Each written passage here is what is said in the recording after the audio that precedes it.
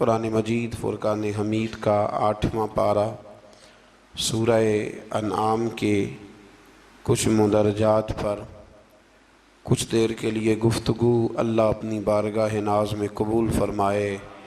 اللہ کریم ہمیں قرآن مجید کی لذت عطا فرمائے، قرآن مجید کے ذائقوں سے اللہ تعالی ہمیں آشنا فرمائے۔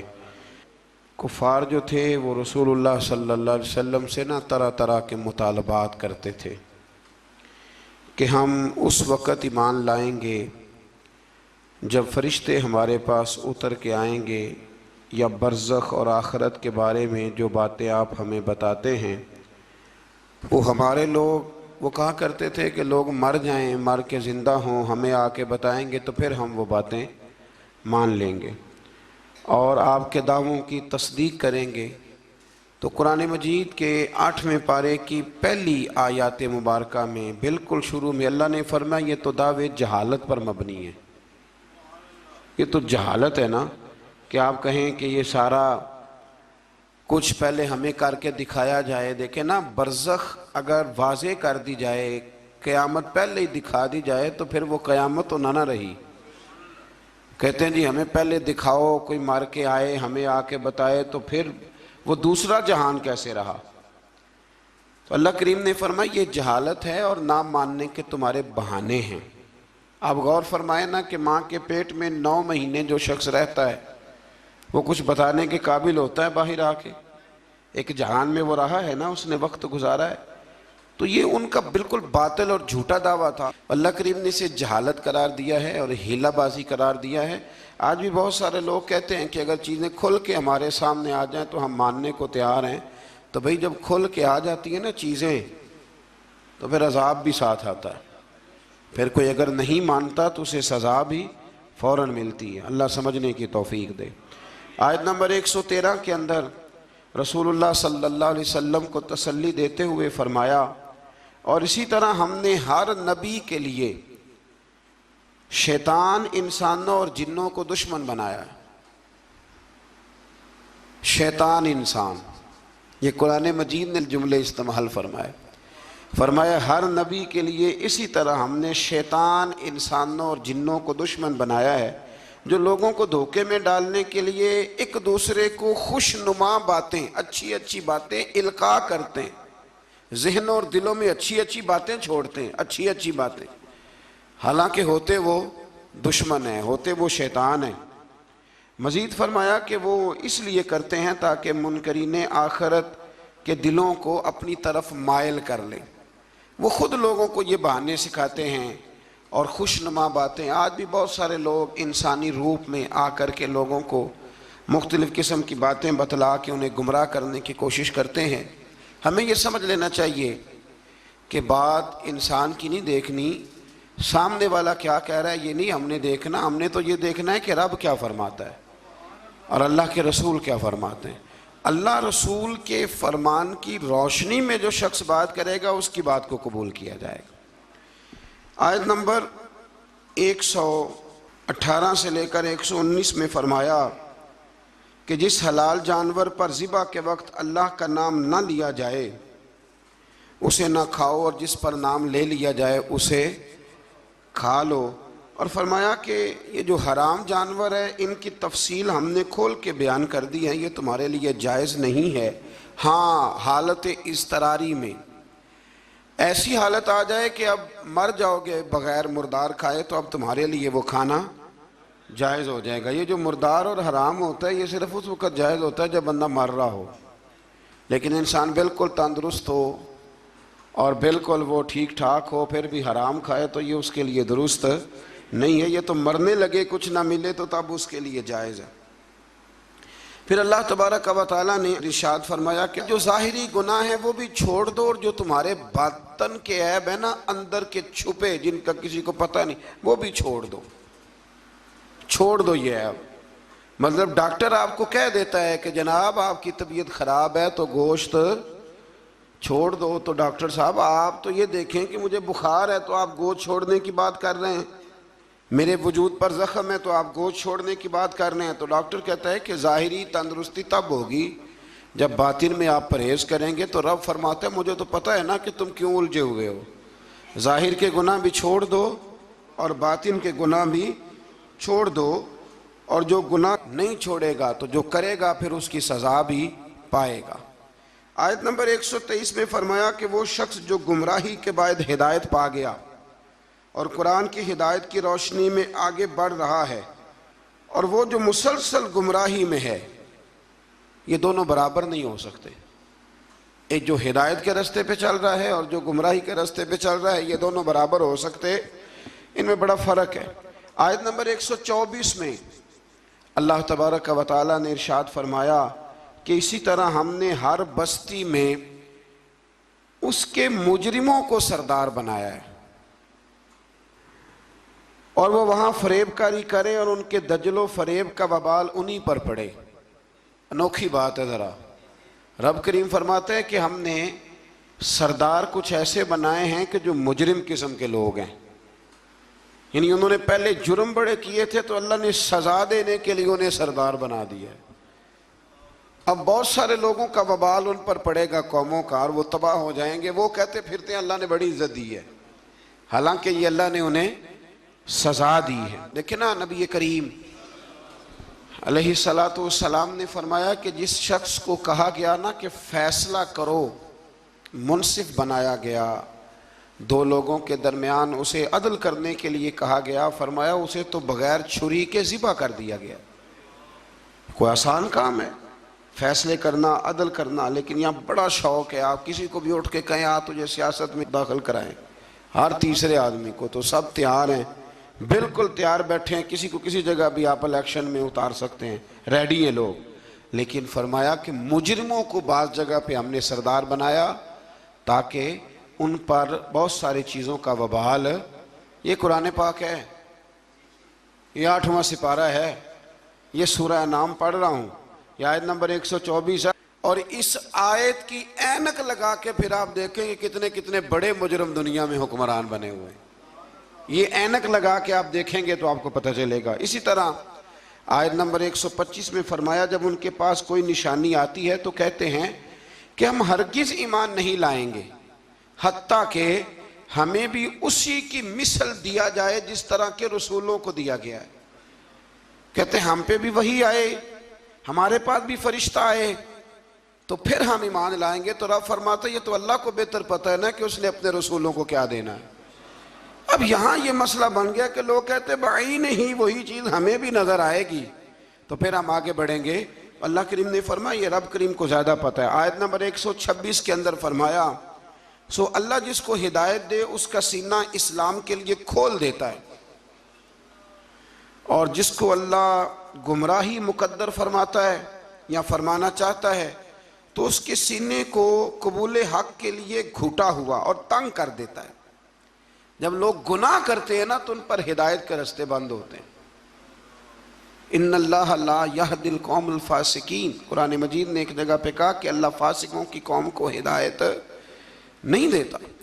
جب گناہ زیادہ انسان کرتا ہے تو اسے بڑی سزا یہ ملتی ہے کہ اللہ تبارک و تعالیٰ اس کے لیے ہدایت کا راستہ بند فرماتا ہے، اور جب انسان نیکیاں کرتا ہے، کوئی خیر کا کام کرتا ہے، پھر اللہ تبارک و تعالیٰ اس کے حق میں رحمت والے فیصلے فرماتا ہے۔ شیخ شہاب الدین سہروردی رحمۃ اللہ علیہ کا میں ایک کال پڑھ رہا تھا، کسی نے ان سے کہا کہ آپ اپنے آپ کو کیسا محسوس کرتے ہیں؟ تو فرماتے ہیں رب کو کوئی نیکی پسند آ گئی تھی تو اس نے مجھے ماں باپ بھی بڑے شانوں والے دیے، استاد بھی بڑے شاندار دیے، اور پھر رب نے میری غوث اعظم شیخ عبد القادر جیلانی سے ملاقات بھی کرا دی۔ تو جب آپ کو نیکی کرتے ہیں تو پھر اللہ آپ کو اچھے اچھے رستے ہدایت کے عطا کرتا ہے۔ آیت نمبر 130 میں فرمایا اسی طرح بعض ظالموں پر بعض کو مسلط کر دیتے ہیں کیونکہ وہ معصیت کے کام کرتے ہیں۔ کئی دفعہ ظالم پر ظالم بھی مسلط ہو جاتا ہے، کئی دفعہ ظالم پر جب آنکھیں کھلتی ہیں تو انہیں سمجھ آتی ہے اوہو یہ تو مجھ سے بھی بڑا ظالم ہے، تو مل جاتے ہیں۔ اللہ سچی توبہ کی توفیق عطا فرمائے۔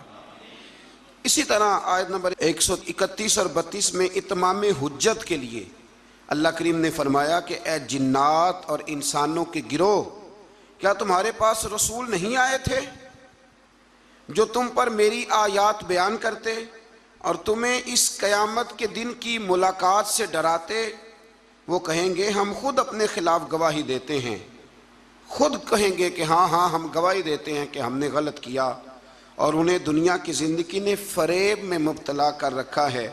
یہ گواہی اس وجہ سے دی گئی کہ آپ کا رب بستیوں کو ظلماً ہلاک کرنے والا نہیں ہے۔ فرمایا پہلے اللہ ان سے گواہی طلب کرے گا کہ رسول آئے، تمہیں ڈرایا، وہ مانیں گے، اور قرآن یہ فرماتا ہے کہ اپنے خلاف گواہی دیں گے۔ اب اللہ تبارک و تعالیٰ انہیں سزا دے گا، اللہ کسی پر ظلم نہیں کرتا۔ آیت نمبر 137 میں مشرکین عرب کی جہالت کا ذکر ہے۔ جو فصل اللہ تعالیٰ اگاتا ہے اور جو مویشی اللہ پیدا فرماتا ہے، ان میں اللہ تعالیٰ کے ساتھ بتوں کو شریک کرتے، بلکہ بتوں کے حصے کو ضروری اور مقدس سمجھتے۔ اسی طرح اولاد کو قتل کرنا بھی مشرکین کی جہالت ہے۔ آیت نمبر 140 اور 141 میں اس بات کا بیان ہے کہ کفار و مشرکین نے زمانہ جاہلیت میں اپنے جانوروں اور اپنے کھیتوں کو 3 حصوں میں تقسیم کر دیا تھا۔ تو ان آیات میں اللہ نے فرمایا 3 حصوں میں انہوں نے بانٹ دیا تھا۔ وہ مویشی اور کھیت جن کے متعلق وہ کہتے تھے کہ ان سے نفع اٹھانا کسی شخص کے لیے جائز نہیں ہے، یہ ان کے باطل معبودوں اور بتوں کے لیے مخصوص ہیں، ان کو وہی شخص کھا سکتا ہے جس کو ہم کھلانا چاہیں، اور ان کو صرف وہی مرد کھا سکتے ہیں جو بتوں کی خدمت پر مامور ہوں۔ ایک پورا وہ ماحول بناتے تھے کہ یہ جی صرف وہ کھائیں گے جو بت خانے کے محافظ ہیں، اور کوئی نہیں کھا سکتے، عورتیں بھی نہیں کھا سکتی تھیں۔ اسی طرح بعض مویشیوں کو بتوں کے لیے خاص کر کے ان پر سوار ہونا اور سامان لادنا انہوں نے حرام کر دیا تھا کہ یہ جی ہمارے بت کے نام کا جانور ہے، نہ اس پر سامان رکھنا ہے اور نہ ہم نے اس کو کھانا ہے۔ اور بعض جانوروں پر وہ ذبح کے وقت اللہ کا نام ہی نہیں لیتے تھے، یعنی ان کو بتوں کے نام پہ ذبح کر کے ان کا استعمال ممنوع قرار دیتے تھے۔ قرآن نے بتایا کہ یہ ان کی خود ساختہ باتیں۔ ہمارے اندر یہاں فرق کرنا بڑا ضروری ہے۔ جب ہم کوئی جانور کسی مخصوص کام کے لیے مخصوص کرتے ہیں تو وہ دراصل اللہ کے لیے ہی ہوتا ہے۔ کسی بزرگ کو صرف اس کا اصحال ثواب ہو سکتا ہے، اس سے زیادہ اس کی کوئی حیثیت نہیں ہے۔ جس طرح آپ کہتے ہیں کہ ولیمے کے لیے بکرا رکھا ہوا ہے، عقیقے کے لیے رکھا ہوا ہے، ہاں کچھ باتیں غلط ہیں، وہ نہیں ہونی چاہیے۔ مجھ سے ایک دفعہ ایک دوست نے مسئلہ پوچھا کہ ہمارے گاؤں میں خواتین جو ہیں وہ 11 بیبیوں کی کہانی پڑھواتی ہیں، اور پھر وہ کچھ لڈو منگواتی ہیں، اور جب اس پر ختم دیتی ہیں تو وہ کہتی ہیں کہ یہ مرد نے نہیں کھانا۔ اللہ تعالیٰ سمجھنے کی توفیق عطا فرمائے۔ میں نے ویسے اس کو یہ جواب دیا تھا، میں نے کہا کہ بیویوں کو بتاؤ کہ لڈو مرد نے نہیں کھانے، حالانکہ بنائے مرد نے ہیں۔ یہ کتنی عجیب بیوقوفی کی بات ہے کہ جس نے بنائے ہیں وہ نہیں کھا سکتا۔ تو یہ اس قسم کی لایانی بے معنی باتیں نہیں ہونی چاہیے۔ عورتوں کو ہمیشہ یہ سمجھنا چاہیے کہ نہ تو وہ کسی کا معجزہ پڑھوا سکتی ہیں، نہ 10 بیویوں کی کہانی پڑھا سکتی ہیں۔ انہوں نے جب بھی پڑھانی ہے سورہ یاسین پڑھوانی ہے، سورہ رحمان پڑھوانی ہے، سورہ ملک کی تلاوت کرانی ہے، سورہ بقرہ پڑھانی ہے، قرآن مجید کو پڑھانا ہے۔ اور بڑا دل کرے کہ قرآن مجید کے بعد بھی ہم نے کچھ پڑھانا ہے تو پھر وہ میرے رسول اللہ پہ درود پاک پڑھوائیں، پھر نبی کریم کی ذات پر درود شریف پڑھائیں۔ آیت نمبر 142 سے لے کر 147 میں اللہ تعالیٰ نے پھلوں، کھیتوں، جانوروں کے ذریعے جو نعمتیں عطا کی تھیں ان کا ذکر فرمایا ہے، اور کہا ہے کہ اللہ تعالیٰ کی ان نعمتوں کو کھاؤ پر اسراف نہ کرو، فضول خرچی نہ کرو، اور شیطان کے نقش قدم پہ نہ چلو۔ پھلوں اور کھیتوں کی پیداوار میں اللہ تعالیٰ نے حق مقرر کیا ہے، عشر، کھیت کا عشر ہوتا ہے، فرمایا اس کو بھی ادا کرو، اور اسی میں حلال جانوروں کی اقسام بھی بیان فرمائیں، اور اس کے بعد ان قطعی حرام چیزوں کا بیان کیا جو پہلے بھی آ چکا ہے۔ اور یہ بھی فرمایا کہ یہود کی سرکشی کی وجہ سے ناخنوں والے جانوروں اور گائے اور بکری کی چربی کو ان پر حرام قرار دیا گیا تھا، انہوں نے اسے پگھلایا اور فروخت کیا۔ فرمایا بعض لوگ نافرمانی کرتے ہیں تو اللہ ان پر بعض چیزوں کو حرام قرار دیتا ہے۔ جو رب کریم کی زمین پر اللہ کی رضا کے مطابق چلتے ہیں اللہ انہیں بڑی آسانی عطا فرماتا ہے۔ آپ یقین کریں کبھی جب ہم پڑھتے ہیں نا پرانی قوموں کے حالات اور ان کے معاملات اور پھر امت مسلمہ کو دیکھتے ہیں تو آپ یقین کریں اللہ تعالیٰ نے ہمیں بڑا ہی آسان دین عطا فرمایا، بڑی آسان شریعت اور بڑا میٹھا ٹھنڈا طریقہ دین پر عمل کرنے کا۔ ہم بلا وجہ الجھ جاتے ہیں۔ بڑا سونا بڑا ٹھنڈا دین اللہ نے ہمیں عطا فرمائے، رب کریم ہمیں اس پر پورے عمل کی توفیق عطا فرمائے۔ آیت نمبر 149 میں فرمایا کہ ہر دور کے منکرین جو انکار کرنے والے تھے ایک نفسیاتی حربے کو بیان کیا۔ وہ جو کچھ بھی کر رہے ہیں کہ یہ اللہ کی مشیت ہے، اگر وہ نہ چاہتا تو ہم یہ سب کچھ نہ کر پاتے۔ یہ اکثر لوگ کہتے ہیں کہ اگر اللہ نہ چاہتا تو ہم یہ کام نہ کرتے۔ یہ ایک نفسیاتی حربہ ہے کہ اللہ نے طاقت دی ہے نا جی، تو یہ ایک نفسیاتی، اس کا بیان اللہ کریم نے یہاں ان آیات مقدسہ میں فرمایا۔ در حقیقت بات یہ ہے کہ اللہ کی مشیت اور ہے اور اس کی رضا اور ہے۔ مثلا مجرم کو سزا دینا اس کی مشیت ہے، لیکن اس کی رضا میں ہے کہ کوئی اس کی نافرمانی نہ کرے۔ اگر سب کو جبری طور پر اطاعت کے رستے پر ڈالنا اللہ تعالیٰ کی مشیت ہوتی تو پھر کسی کی مجال نہ ہوتی کہ اس کا حکم نہ مانے۔ لیکن نا مشیت اور ہوتی ہے، رضا اور ہوتی ہے۔ اللہ کی یہ رضا نہیں کہ اس کے بندے دوزخ میں جائیں، لیکن اس نے قانون بنایا ہے کہ اگر تم نافرمانی کرو گے تو دوزخ میں، تو یہ رضا نہیں، یہ اللہ کی مشیت۔ تو یہ اللہ نے طاقت نہیں دی لوگوں کو، اس لیے نہیں دی تھی کہ وہ ظلم کریں، لیکن اگر انہوں نے ظلم کیا ہے تو اب انہیں سزا بھی ملے گی۔ تو یہ شخص نہ کوئی کہے کہ وہ اللہ کی دی ہوئی طاقت سے معاذ اللہ، یہ بہت سارے لوگ بیوقوفی والی باتیں کرتے ہیں۔ ایک دفعہ بزرگوں نے لکھا ہے کہ ایک شخص جو تھا وہ کسی کے باغ سے روز پھل توڑ کے کھا جایا کرتا تھا، تو مالک بڑا سیدھا سادہ تھا، تو مالک اس کو کہتا کہ بھئی تو روز میرے باغ سے پھل توڑ کے کھاتا ہے، تو وہ کہتا باغ بھی اللہ کا ہے، زمین بھی اللہ کی ہے، اور میں بندہ بھی اللہ کا ہوں۔ وہ چپ کر جاتا، سادہ آدمی تھا۔ بہت سارے لوگ کہتے ہیں نا جی آ کے، ایک صاحب مجھے کہنے لگے جی کل میرے ساتھ بڑا عجیب معاملہ ہوا، ایک بندے نے مجھے کہا تجھے قسم ہو اللہ کی جو جیب میں ہے سارا کچھ دے دے، اور میں نے کہا نہیں دینا چاہیے۔ تو وہ مجھے مشورہ دینے لگا، کہنے لگا حضرت جی اس نے اللہ کی قسم دی تھی۔ تو میں نے کہا مکان کتنے مرلے کا تیرا؟ کہنے لگا ہے 10 مرلے کا۔ کتنے کا ہے؟ کہنے لگا جی اللہ کا شکر ہے 60-70 لاکھ کا ہوگا۔ میں نے کہا ایک بندہ بلاؤں تجھے قسم دے تو اس کے نام رجسٹری کر دینا۔ کہنے لگے نہیں یہ نہیں ہو سکتا۔ تو میں نے کہا یہ کیسی کچی بات ہے کہ 500-700 کے لیے تجھے یاد ہے کہ یہ جائز ہے، لیکن وہ میرے دادا جی ایک بات کہا کرتے تھے، وہ دیہاتی لوگ ہوتے تھے تو دیہات کی مثالیں کئی دفعہ بڑی یاد رہ جاتی تھی۔ وہ کہا کرتے تھے کہ دودھ میں اور لسی میں مکھی گر جائے تو عورتیں اسے پھینک دیتی ہیں، لیکن اگر مکھن میں گر جائے نا تو پھر اس کو پھینکتی نہیں بلکہ مکھی نکال لیتی، کیونکہ گھی مہنگا ہوتا ہے نا، تو لسی سستی ہوتی ہے۔ تو آپ چیزوں کو سمجھیں کہ ہمارا رویہ بڑا عجیب ہے معاملات کو سمجھنے کے حوالے سے۔ وہ بندہ بھی کہتا کہ جناب یہ پھل بھی اللہ کے تو باغ بھی اللہ کا تو میں بندہ بھی اللہ کا۔ بھولا آدمی تھا بیچارہ، چپ کر جاتا، کہتا تو ٹھیک ہے نا، کی پنجابی چاکی دا سی لبی شے خدا دی نہ تیلے دی، ختم ہو گئی بات۔ حالانکہ وہ کسی کی ہوتی ہے، تیلے پا دی کیوں نہیں ہوندی جی، وہ کسی دی حیثیت تانڈی کی ہے نا، لیکن بس ہمارا ذوق بن جاتا ہے کہ قابو آ گئی ہے تو قابو کرو معاذ اللہ۔ تو وہ بیچارہ بڑا پریشان تھا، تو ایک دن اس نے نا اپنے ایک شہر کے عالم سے بات کی۔ اس نے کہا کہ جناب وہ میرے ساتھ تو بڑی مصیبت بن گئی ہے، وہ روز پھل توڑ کے لے جاتا ہے اور کہتا ہے زمین بھی اللہ کی، باغ بھی اللہ کا، کھانے والا بندہ بھی اللہ کا۔ تو عالم کہنے لگے میں بھی تمہیں نسخہ دیتا ہوں، کل اس پہ استعمال کرنا۔ میں کہا ٹھیک ہے جی۔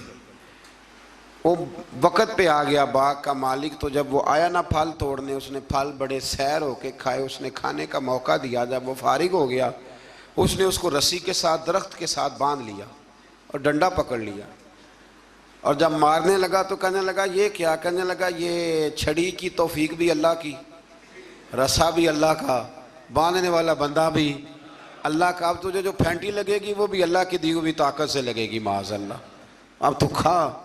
وہ کہنے لگا معاف کر دو، آج کے بعد یہ کام نہیں کروں گا۔ تو کہتے ہیں جی مشیت جی اللہ کی، اللہ نہ کرتا معاذ اللہ تو ہم، تو یہ ایک نفسیاتی جھوٹ ہے، اس کو آپ سمجھ لیں، آپ اس پر غور فرمائیں۔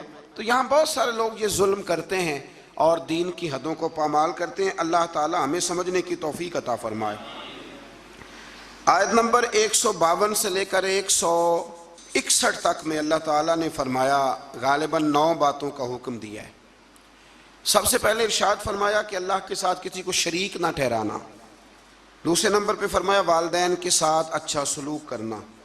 تیسرے نمبر پہ فرمایا تنگ دستی کے خوف سے اولاد کو قتل نہ کرنا۔ اب تو بڑے بڑے لوگ عالم فاضل ہو کے کہتے ہیں بچے تھوڑے پیدا کرو، حالانکہ میرے نبی کریم علیہ السلام نے فرمایا اس عورت سے نکاح کرنا جو محبت زیادہ کرنے والی ہو اور بچے زیادہ پیدا کرنے والی ہو۔ تو یہاں معیار کیا ہے؟ تنگ دستی کے خوف سے اولاد کو قتل نہ کرو، اور فرمایا ظاہری اور چھپی ہوئی ہر قسم کی فحاشی سے بچو، اور نمبر 5 پہ فرمایا قتل ناحق نہ کرو، نمبر 6 پہ فرمایا یتیم کا مال ناجائز طریقے سے نہ کھاؤ، اور نمبر 7 فرمایا لین دین میں ناپ تول پورا کرو، 8 پہ فرمایا بلا تمیز سب کے ساتھ انصاف کرو، اور نمبر 9 میں ارشاد فرمایا کہ اللہ کے ساتھ کیے ہوئے وعدے کی پاسداری بھی کرو۔ تو اللہ تبارک و تعالیٰ نے ان 9 چیزوں کو بیان کیا، اور سمجھ لیں یہ خلاصہ بیان کیا میرے رب کریم نے، یہ پورے دین کا خلاصہ ہے۔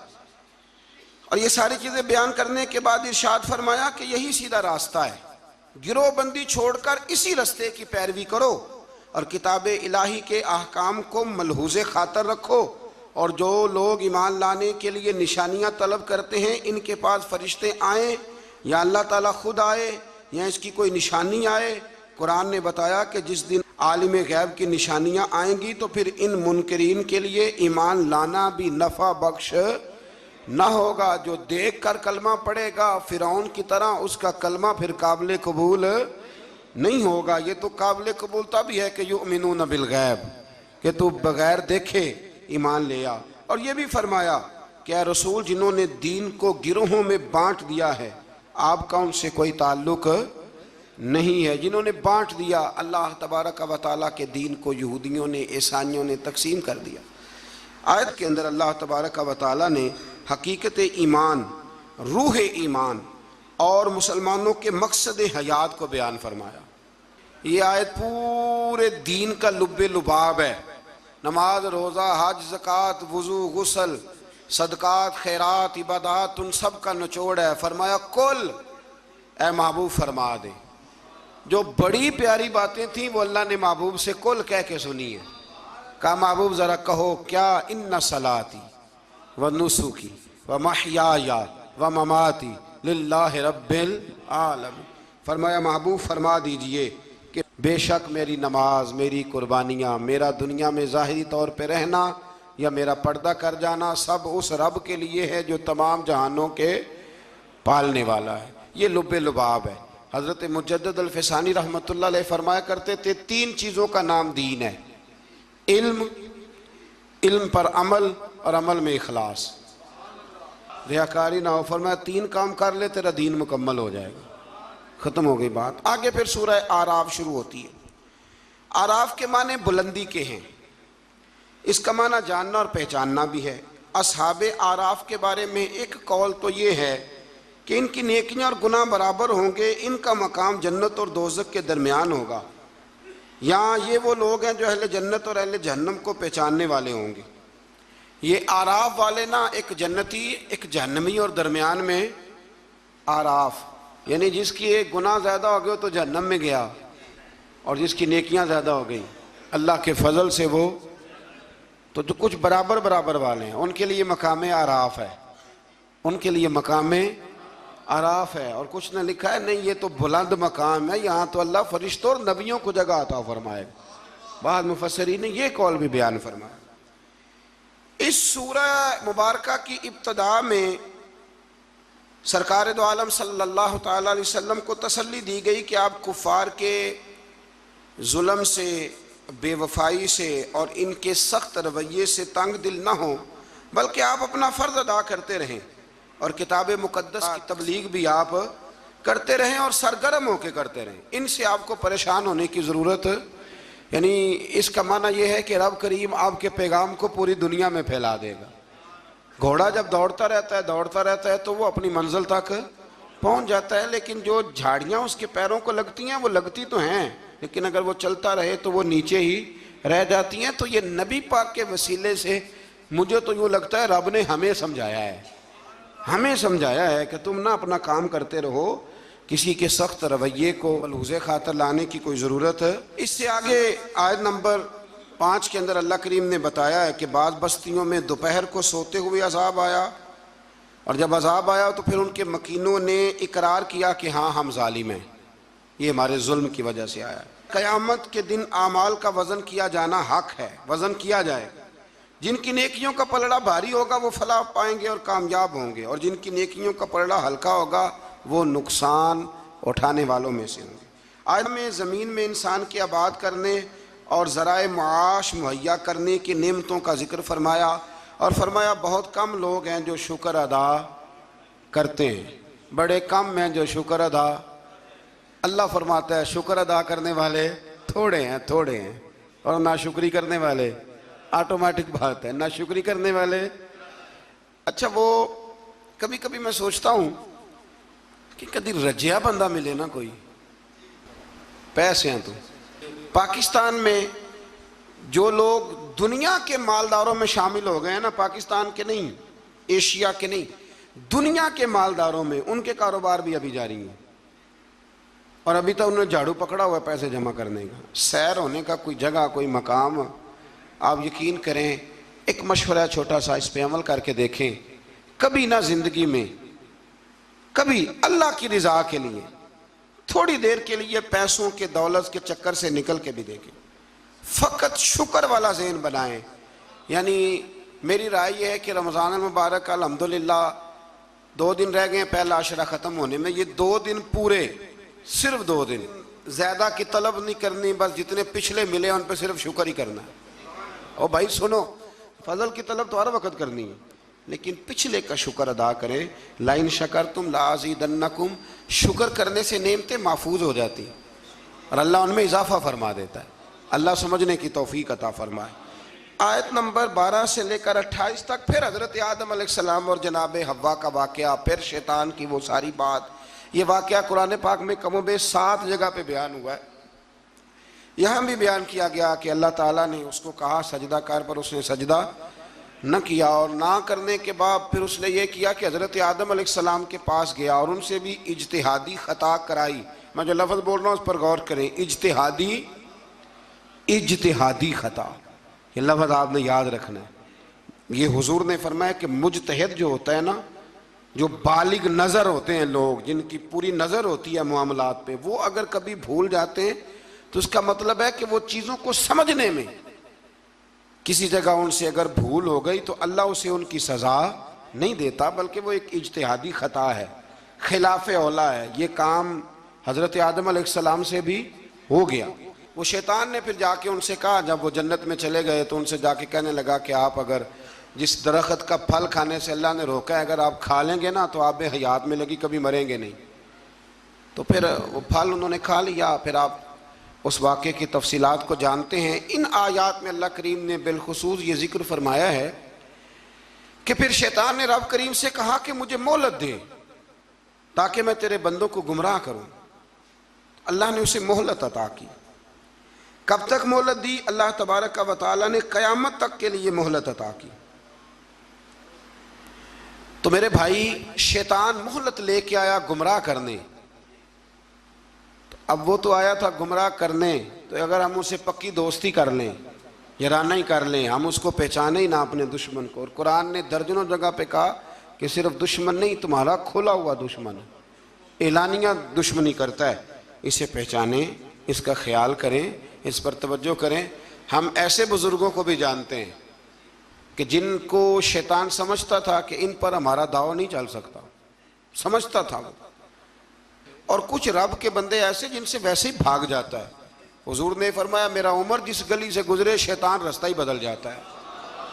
لیکن نا 2 قسم کے لوگ ہیں، جن کو آپ خوش آمدید کہہ کے گلے لگاتے ہیں، اور کچھ ایسے ہیں جو آپ کو دیکھ کے رستہ بدل جاتے ہیں۔ میں کبھی کبھی بڑا خوش ہوتا ہوں، محلے کی کسی گلی سے گزرتا ہوں تو کسی بچے نے اونچی آواز کر کے ڈیک لگایا ہو تو چھوٹی کر دیتا ہے یا بند کر دیتا ہے۔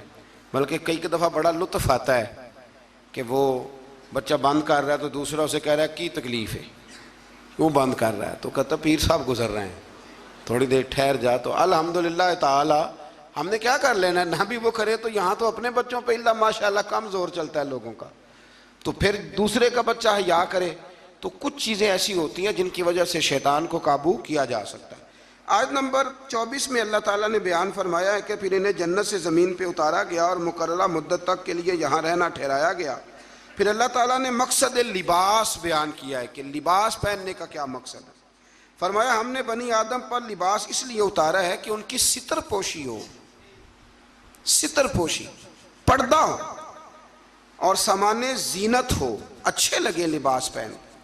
اور سب سے بہتر لباس تقوی کا لباس ہے، اس سے بندے کی زیادہ پردہ پوشی ہوتی۔ پھر بنی آدم کو متنبہ کیا گیا کہ شیطان کے مکر و فریب میں نہ آئیں، اس کو یہ ملکہ دیا گیا ہے کہ وہ تمہیں ہر جہت سے دیکھ لیتا ہے۔ اللہ تعالیٰ نے لباس پردے کے لیے دیا ہے اور زینت کے لیے دیا ہے۔ تو اگر کوئی لباس اس طرح کا پہنے جس سے پردہ ہی نہ ہو رہا ہو، پھر اس کا مطلب ہے وہ لباس کے مقصد کو نہیں سمجھا۔ کھلا لباس پہنے، چست لباس نہ پہنے، وسیع لباس پہنے جس سے آپ کو بہت ساری چیزیں سمیٹنے کا موقع ملے۔ گرمیاں شدید آئیں گی تو بہت سارے نوجوان شارٹ نکریں پہن کے وہ گھومیں گے، انہیں ڈرنا چاہیے اللہ تعالیٰ سے۔ میں پوچھتا ہوں کئی دفعہ بچوں سے کہ یہ تھوڑا سا جو آپ نے پاجامہ کاٹ لیا ہے تو اس سے کس قدر زیادہ آپ کی گرمی ختم ہو گئی ہے۔ سمجھے چیزوں کو، مطلب ہم جان بوجھ کے اس کام کی طرف لپکتے ہیں کہ جو کام بڑا ہی ناپسندیدہ ہے۔ اللہ تعالیٰ ہمیں سمجھنے کی توفیق عطا فرمائے۔ آیت نمبر 32 و 33 میں فرمایا کہ اے بنی آدم، ہر عبادت کے وقت لباس زینت کو اختیار کرو اور اسراف سے بچتے رہو۔ اسراف سے بچتے ہوئے اللہ تعالیٰ کی نعمتوں سے استفادہ کرو۔ پاکیزہ چیزیں خواہ لباس ہو یا خوراک ہو مومنوں کے لیے حلال ہیں۔ اللہ نے ظاہر اور باطن میں بے حیائی، گناہ اور حق سے نکل جانے کو حرام قرار دیا ہے۔ باقی کسی کے پاس پیسے ہوں تو وہ 10,000 کی ایک وقت روٹی کھا لے تو اس کے لیے وہ ناجائز نہیں ہے، وہ 10 لاکھ کا بھی لباس پہن لے تو اس کے لیے منع، لیکن اسراف سے بچے، فضول خرچی سے بچے۔ کچھ لوگ ایسے ہیں جن کے پاس چیزیں ہوتی ہیں پھر بھی چھپاتے ہیں کسی کو پتہ نہ چل جائے۔ یعنی سادگی اس کا نام نہیں ہے کہ آپ پیسے اندر چھپا کے پرانے کپڑے پہن کے نکل آئیں، یہ سادگی ہے، یہ کنجوسی ہے۔ نبی کریم علیہ السلام نے نا حضور صلی اللہ تعالی وسلم نے ایک شخص کو دیکھا تھا کہ پھٹے پرانے کپڑے پہنے ہیں، تو حضور نے آواز دی، فرمایا تیرے اوپر تو بڑا فضل ہے اللہ کا۔ حضور الحمدللہ، تو فرمایا اچھے کپڑے پہنا کر، رب کریم جب نعمت دیتا ہے تو اثر دیکھنا پسند فرماتا ہے۔ اچھا ہمارے ہاں لوگ سادگی کس کا نام رکھتے ہیں، یعنی کروڑوں روپیہ بینک میں پڑا ہے تو سادگی یہ کپڑے نہیں خریدنے، یہ سادگی نہیں صاحب، یہ کنجوسی ہے۔ سادگی تو یہ تھی کہ آپ وہ سارے پیسہ خیرات کر دیں اللہ کی بارگاہ میں، پھر پتہ چلے گا کہ آپ سادے ہیں۔ پیسے سنبھالے جاؤ اور خرچ نہ کرو۔ یہ تو قرآن و سنت نے ہمیں بتایا ہے کہ تم اپنے وارثوں کے مال کی حفاظت کر رہے ہو۔ اور یہ بھی فرمایا اس آیت میں کہ نماز کے وقت زینت حاصل کرو، اچھے کپڑے پہن کے نماز پڑھا کرو۔ میں ایک مسئلہ کئی دفعہ بیان کیا، پھر عرض کرتا ہوں، میں دوستوں کو کہا کرتا ہوں کہ مسجد کی ٹوپی پہن کے یہاں تو ولیمے پہ بھی جا کے دکھاؤ نا، تو وہاں تم جاتے نہیں تو نماز پڑھنے کیسے آ جاتے ہو؟ تو یہ ٹروزر شرٹ پہن کے یہاں تو تم شادی کے ساتھ بھی جا کے دکھاؤ، تمہارا پتہ چلے۔ تو اگر تم شادی کی تقریب میں ٹروزر شرٹ کے ساتھ ان کپڑوں کے ساتھ نہیں جاتے تو پھر تم نماز پڑھنے کیسے آ جاتے؟ لوگوں کی محفل میں جانا پسند نہیں کرتے تو اللہ کی بارگاہ میں کیسے پسند کر لیا؟ ایک نعت خان صاحب کو ایک دن میں نے دیکھا، بڑا شاندار ویسٹ کوٹ پگڑی اور بڑا خوبصورت لباس محفل میں پھر کچھ دنوں کے بعد ایک شادی میں ملاقات ہو گئی تو ان کا حال ہی بڑا برا تھا۔ اینک بھی کچھ لوگ مطلب لگا لیتے ہیں، مجھے نہیں سمجھ آتی کالی اینک کا کیا ترجمہ ہے، وہ لگا لیتے ہیں، کالی اینک لگائی ہوئی ہے اور جناب بال بڑے شاندار۔ تو مجھے مل گئی تو میں نے السلام علیکم کے ساتھ ہی کہا، میں نے کاش کہ رسول صاحب کیا حال چال ہے، ماشاءاللہ۔ بڑا گھور کے دیکھنے لگے، کہنے لگے پیر صاحب، میں نے کہا خدا کے بندے مجھے بھی دیکھ اور اپنے آپ کو بھی دیکھ، میں الحمدللہ تمہیں جس طرح محفل میں ملوں گا شادی کی تقریب میں بھی اسی طرح ہی ملوں گا۔ یہ کیا بات ہوئی کہ آپ تھوڑا سا رویہ آپ کا بدل جائے جب تھوڑا ادھر ادھر دائیں بائیں جانا ہو؟ یہ کوئی مطلب نہیں ہے۔ اچھا لباس پہن کے آپ نماز پڑھیں گے۔ آیت میں رسول کرام جتنے بھی اللہ کے رسول آئے ان کی اطاعت کرنے والے کو تقوی اور عمل صالح کرنے والے کو جنت کی بشارت، جبکہ کفر تکذیب کرنے والے کو جہنم کی وعید سنائی گئی۔ آیت نے فرمایا کہ اللہ تعالیٰ کی آیات کو جھٹلانے والے اور تکبر کرنے والوں کے لیے آسمان کے دروازے نہیں کھولے جائیں گے، اللہ اکبر، اور نہ ہی وہ جنت میں داخل کیے جائیں گے۔ آیت نمبر 44 میں فرمایا اللہ تعالیٰ نے اہل جنت کے دلوں سے کینہ نکال دیا ہے۔ وہ ہدایت پانے والے اللہ کا شکر ادا کرتے ہیں کیونکہ اسی کے فضل سے ہدایت ملتی ہے۔ جنتیوں کے دلوں میں کینہ، تو نیچے دیکھ کے خیال کر لیں، اگر تو کسی کا کینہ نہیں تو انشاءاللہ جنتی ہے، اور اگر کوئی رولا ہے تو پھر بھی میں فتویٰ نہیں دیتا، صرف یہ مشورہ دیتا ہوں کہ رولا دور کر لو، وہ جو اندر معاملہ ہے اس معاملے کو ختم کر لو۔ اللہ سمجھنے کی توفیق عطا فرمائے۔ آیت نمبر 45 کے اور اس کے بعد کی آیات میں فرمایا اللہ تعالیٰ نے کہ آخرت میں جنتی جہنمیوں کو پکاریں گے کہ ہم نے تو اپنے رب کے وعدے کو سچا پایا ہے، بتاؤ تم نے کیسے پایا؟ جنتی جہنمیوں سے پوچھیں گے۔ تو ان دونوں کے درمیان سے ایک پکارنے والا پکارے گا کہ ظالموں پر اللہ کی لعنت ہو۔ مزید فرمایا کہ جنتیوں اور جہنمیوں کے درمیان حجاب ہوگا، اور اہل اعراف دونوں گروہوں کو ان کی نشانیوں سے پہچانیں گے، اور جنتیوں کو سلام کریں گے اور جہنمیوں سے کہیں گے کہ تمہاری جماعت اور تمہارا تکبر، تمہاری جماعت، وہ جس جماعت کے تم لیڈر تھے، سربراہ تھے، جس برادری کے تم چیئرمین تھے، تمہاری جماعت اور تمہارا تکبر آج تمہارے کسی کام نہ آیا۔ جہنمی جنتیوں سے استدعا کریں گے، گزارش کریں گے کہ ہم پر تھوڑا سا پانی انڈیل دو، تھوڑا سا انڈیل دو، اور جو نعمتیں تمہیں عطا ہوئی ہیں ان میں سے تھوڑا سا ہمیں بھی دے دو۔ مگر اللہ تعالیٰ نے فرمایا کہ یہ چیزیں کافروں پر حرام ہیں، ان کے لیے ہیں ہی نہیں۔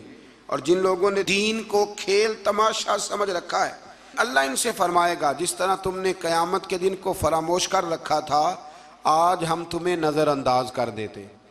آیت میں اللہ تعالیٰ کی قدرت کی نشانیوں کا بیان فرمایا، اور اس کے بعد فرمایا اپنے رب کو گڑ گڑا کر چپ کے اس کے عذاب سے ڈرتے رہو، یعنی اپنے رب کو جب پکارو تو گڑ گڑا کے پکارو اور اس کے عذاب سے ڈرتے رہو، اس کی رحمت کے یقین رکھتے ہوئے، اور زمین میں اصلاح کے بعد فساد۔ آیت کے اندر اللہ تعالیٰ نے باران رحمت یعنی بارش کے نظام کے بارے میں بتایا کہ اس کی حکم سے ہوائیں پانی سے بھرے ہوئے بادلوں کو چلا کر لے جاتی ہیں اور بنجر زمین پر برسا کر اس میں اللہ کی نعمتیں پیدا کر دیتی ہیں۔ سبحان اللہ۔ فرمایا ہوائیں بھی میں ہی چلاتا ہوں، بارشیں بھی میں ہی برساتا ہوں، اور تمہاری بنجر زمین کو آباد بھی میں ہی کرتا ہوں۔ تم آتے ہو تو فصل باندھ کے نکل جاتے ہو، پھر کو کہنا عشر دے دو تو کہتا ہے خرچے نہیں پورے ہوندے، پھر سب ادھر الجھ جاتے۔ اسی طرح مردوں کو دوبارہ زندہ فرمائے گا۔ پھر فرمایا کہ اچھی زمین اللہ کے حکم سے سبزہ اگاتی ہے اور خراب زمین باغ و بہار نہیں لاتی۔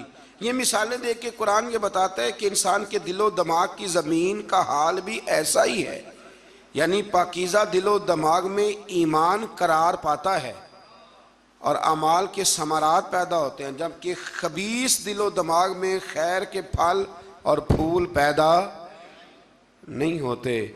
کہتے ہیں جی میں تو بڑا عرصہ رہا ہوں پر مجھے تو وہاں سے کچھ نہیں ملا، تو اگر آپ پلستر کرا کے گئے ہوں دل پہ سیمنٹ کا تو پھر کیسے ملے گا؟